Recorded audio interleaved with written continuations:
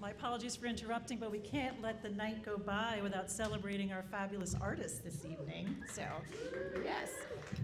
February is kind of the kickoff of our 2026 artist-focused openings. Otherwise, we have our big group shows. So this month, we are celebrating Matthew Russ, Emily Blaschke, Mike LaRosa, and James Madison. Emily is traveling this week. She's at the Winter Olympics, actually, but she sends her warmest wishes, a sincere appreciation, and I'm sure she's doing just fine. So a few thank yous. Thank you to our artists who continue to inspire and create and keep us going every day. They have name tags on, so please find, and they all have a piece of work on view, so please introduce yourself to them and ask them where their work is and have a chat about it. And thank you to our clients and our friends who continue to support and value the importance of arts. So tonight is kind of a special evening also. We are very fortunate to have professional chef Eric Agrin, who prepared the catering this evening. It was pretty amazing, and I'm not sure if he's in here, but you have to ask him. First of all, he was the owner of Fuel Restaurant in Lewiston, but also ask him how many years old that sourdough starter is. And it has a name and there's a story to it. It's pretty phenomenal, and he's been working so hard on it, and it is so delicious. I can't, so thank you, Eric. And also we have, the fabulous Lucy Denton here pouring beverage, just the local beverage.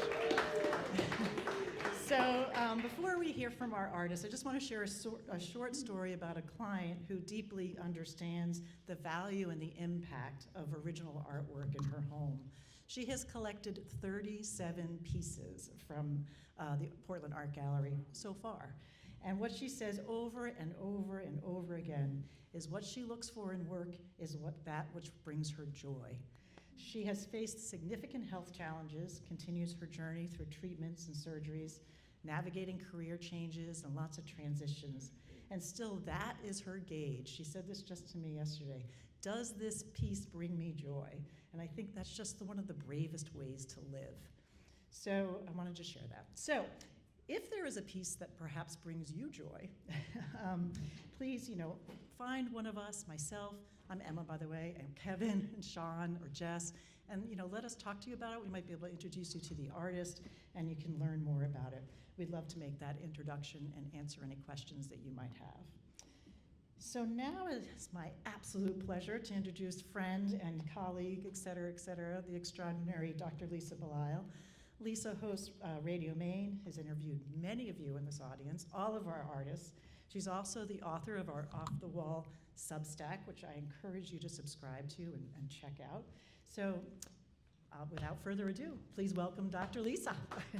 It's a mutual admiration society that Emma and I have.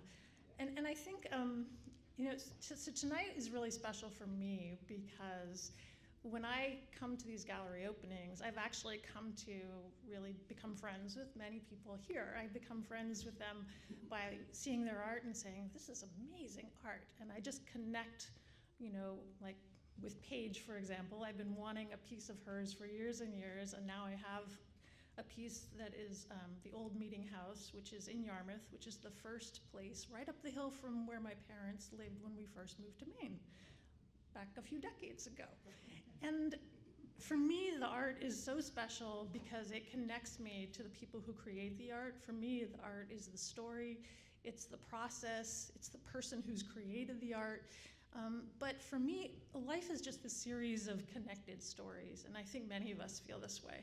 So my friend Mike Christakis is here tonight. He's been trying to get here since I think he and I first worked at the VA together as physicians. I want to say 6 years ago now. 6 years in, he finally made it. And that's the kind of thing that happens at this art gallery, is that we make friends with the people who are here, who create the art. We make friends with the people that are new to our lives, like Jeff Barkin is another guy. He and I are going to be doing a completely different radio show coming up together. He already has a healthy conversation going. I meet people through Radio Maine. I meet people through Radio Maine Live. We're going to have a Radio Maine Live coming up on the 18th, and we want you all to be here. But then we also bring in people that we know. So when I see James and your cadre of people, and I can tell who they are because they're very appreciative of being here with you tonight. It just makes me think, wow, we're broadening the circle. And I think that's really what we all want to be doing these days, is making connections and broadening the circle and really understanding who lives in our community and who we can start to find joy with. So I would encourage you, my encouragement, of course, is to buy art. I'm always going to say that. However, I would encourage you to spend time with people that are in this circle because they're all connected through art. And even if you haven't met them yet, they're just a friend you haven't met. So for example, Carla in the front row, I became friends with her. She came on the radio show. She's an accountant. I have no idea how you managed to be here during tax season, but thank you for coming. She has a piece of Pages. And there's like a 7 degrees of Kevin. Okay, she has 5 of Pages pieces. So I would just encourage you to learn more about people and their stories, because I guarantee you're gonna find so much of interest just amongst this little group. And then when you do that, then you're creating this more connected world for some of the younger members of our art collecting crowd, like this little individual in the front row, also like my granddaughter, who's somewhat dressed like me, and she's out and about. Oh, she's right there, she's coming in with my son. So that's who I'm always thinking of. I'm thinking, how can I bring joy into my life by connecting with all the people that I've interviewed with over the years, but also how can I connect those people with the next generations? Because that's my interest these days. I mean, it's not just where we are in the present, it's where we're going to go in the future.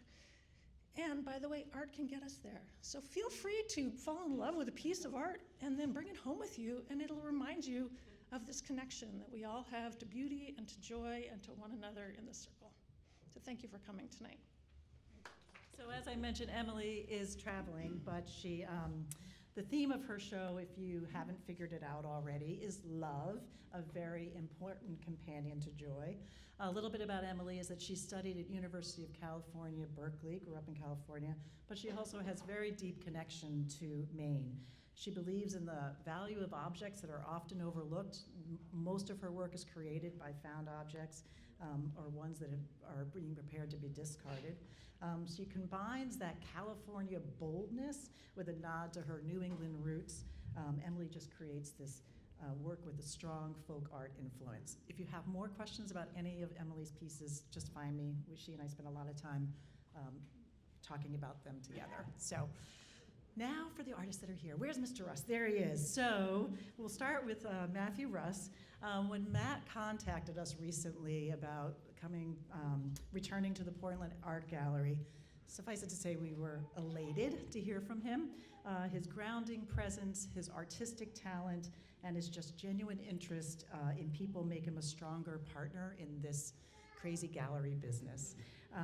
After a particularly stressful day recently, I realized that my body and my spirit just needed to get outside. And so I was grateful to drive to my favorite beach, Higgins Beach, and just walk and breathe and think. And I was reminded of Matt. As a plein air painter, Matt captures that beauty of Maine with precision, and it's always an invitation for us all to step into his interpretation and sense of place.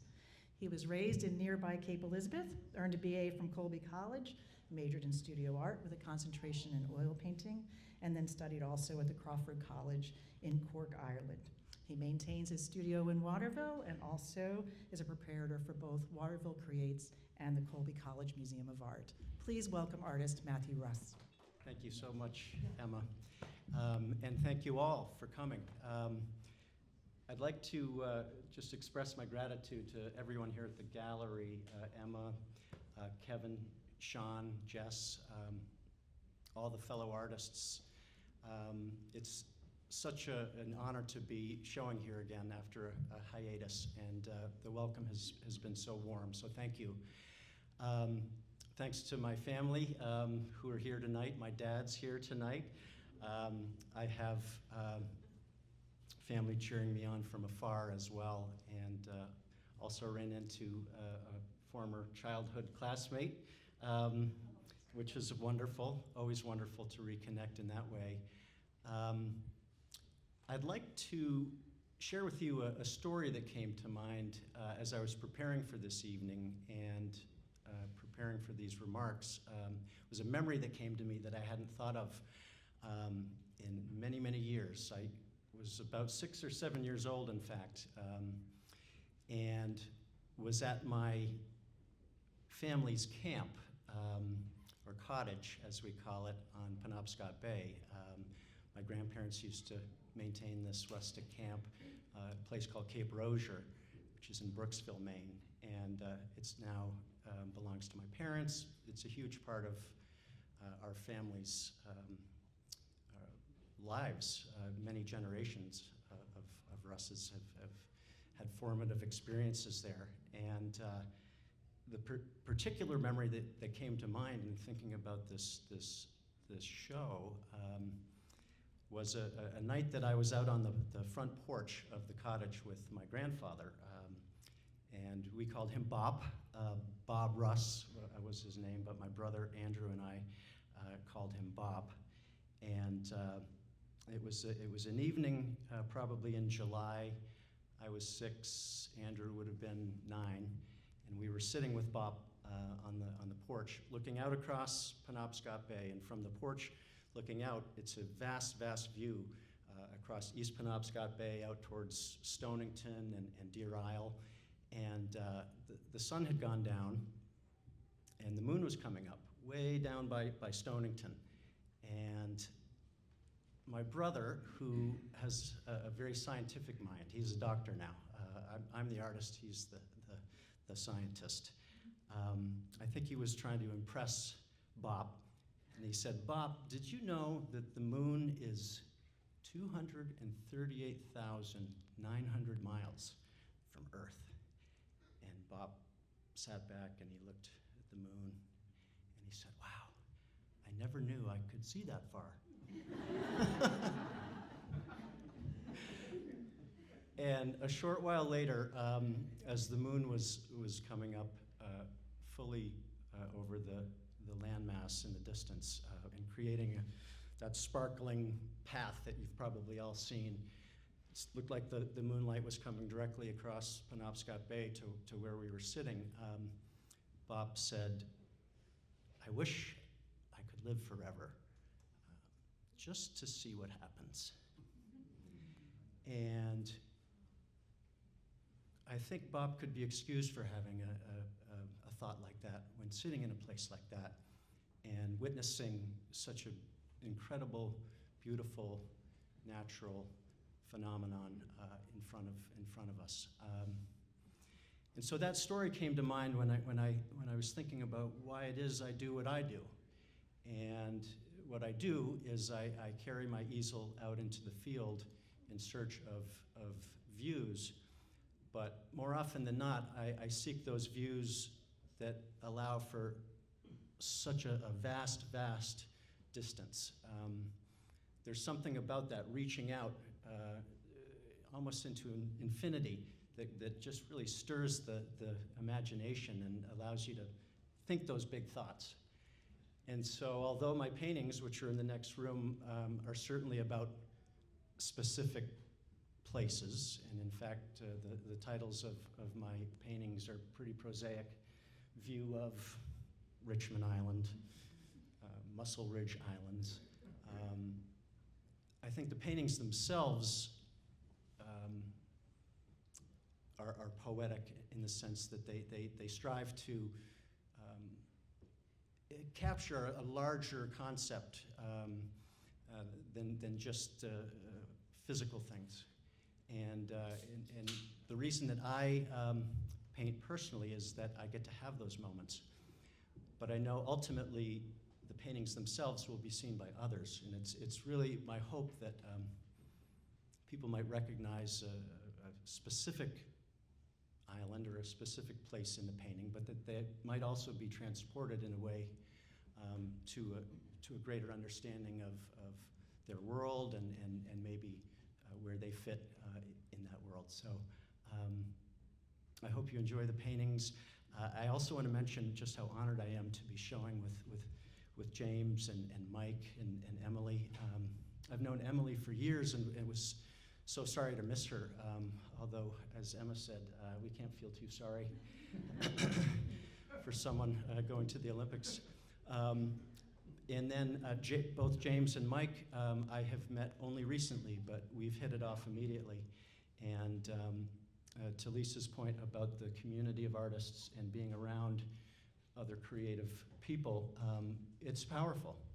And you don't have to be an artist yourself to be a part of that conversation. And in fact, artists love talking to other artists, but artists love talking to doctors and scientists and you name it.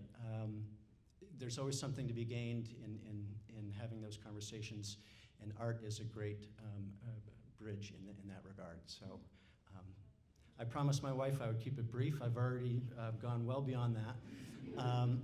But thank you, and enjoy the rest of the evening. Thank you. Thank you, Matt. And now, where is Mr. LaRosa? There he is. As Matt mentioned, so we're so excited to introduce one of our newest represented artists, Mike LaRosa. Mike's work made such an impression on Kevin and Lisa last summer that it spurred a conversation about representation, and it's taken us a while to get there, but we're here now and very excited about that.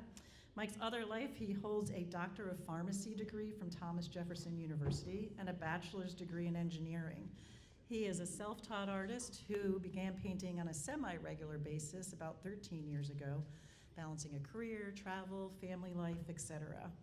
He says that his influences range from music, cinema, architecture, popular culture in Maine landscapes and world travel. So without any further ado, please welcome artist Mike LaRosa. So I'm new to the gallery. My name is Mike. I've been painting for roughly 10 years on a, like she said, semi-regular basis. I couldn't be more thrilled and overjoyed to be a part of the community here. And it blows my mind that I'm a part of such talented individuals and people who just really care so much about art the way I care about art. I'll share with you, I want to share a quick story. So 5 years ago, I actually took a professional lesson. I'm self-taught, and for the first time, it was with a painter called Pam Mora. She's amazing, and she's in Norway. I sat down with Pam, and she taught me the fundamentals. She's like, all right, first you come in with your back painting, and then you come in a little heavier, and then she says, look at the painting. Just look at it. And I'm like, Pam, what do you mean? Like, okay, so now you do some shading here, you build up another layer, and now what? She's like, look, just look at it again. Okay, so we do some more, and we put in the trees or maybe a background of sky. And by the end of the session, she's like, 80% of my job is just looking. And then the 20% is just you painting what needs to be done. You know, that's like saying a piano player says the keys are all in front of you, you know how to play it, right? So I always thought of that story as a good story. Yeah, it blows my mind I'm here.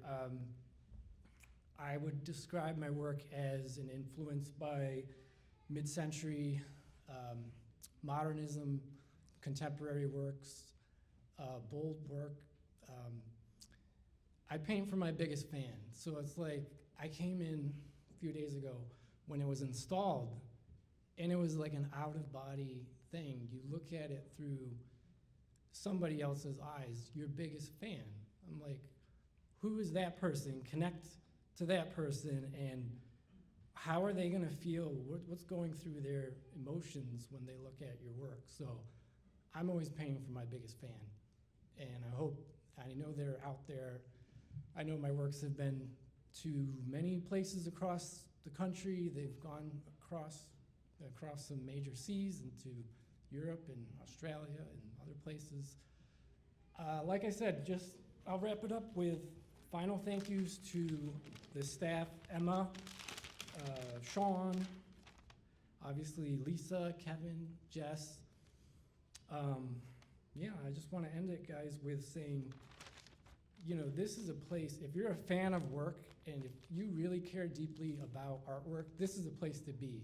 If you're interested in collecting, if you're interested in buying, you want to be in a place that really puts artists and creative persons in the forefront. And this is what everything this is what the Portland Gallery exists for. So I want to say a big thank you to Kevin, all the team here for putting this together and for supporting me. Big thanks to my wife as well and child for MJ is here to support me. So guys, I'm excited to be here and so happy with the body of work that I've done, and wait until you see what's coming. So a lot of excitement. Thank you so much. Thank you. So now we'll finish with artist James Madison. We've been representing James for about 3 months, I think, and already his work is resonating with collectors and visitors alike. His use of color, dynamic landscapes with an almost fantastical quality have intrigued collectors and their imaginations.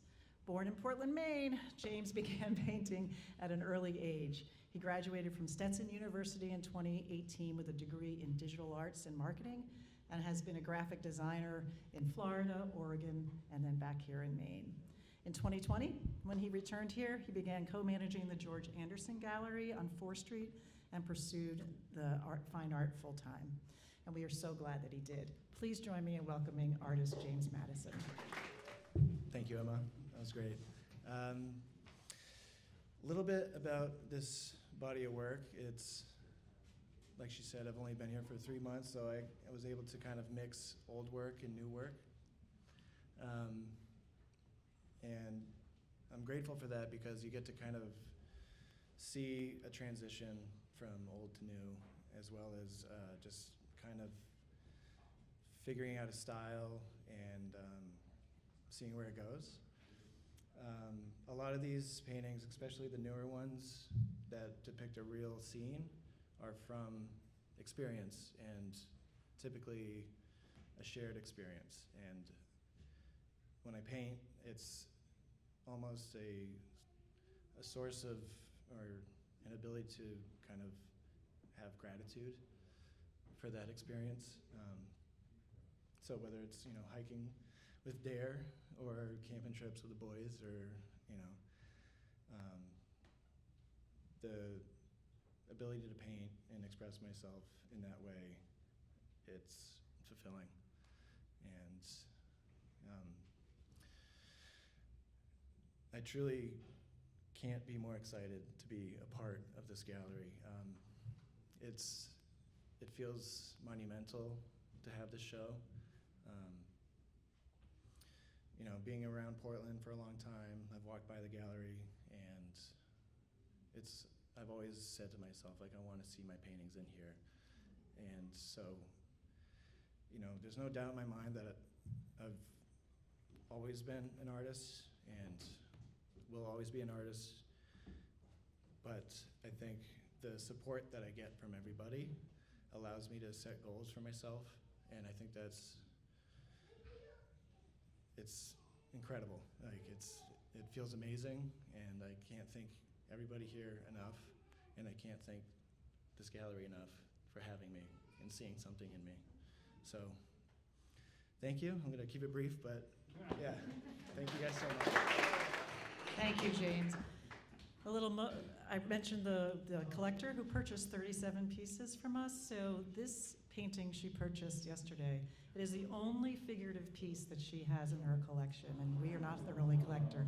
And the reason why I talk about connection and joy and love, as I mentioned, she's been going through a significant medical and health challenges. This reminds her of her best friend who has taken her every single time to her treatments. You created that.